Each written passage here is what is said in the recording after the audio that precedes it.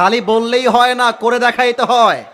Even আপনাদের মনে আছে কিনা, ছাত্র অভ্যুত্থানে বগুড়ার যুবকরা বুকের তাজা রক্ত দিয়ে প্রাণ দিয়ে কাজ করেছে।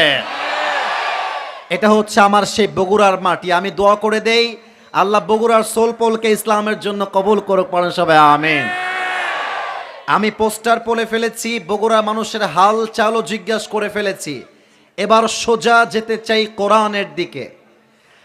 আমি সবাইকে একটা আবদার রাখবো, এখানে বিএনপির লোক আছেন আমি জানি, এখানে জামাত ইসলামের লোক আছেন আমি জানি, এটা কওমি মাদ্রাসা, আমি নিজেও কওমি মাদ্রাসায় পড়াশোনা করেছি, এখানে কওমি মাদ্রাসার ছাত্ররাও আছে, এটাও আমি জানি।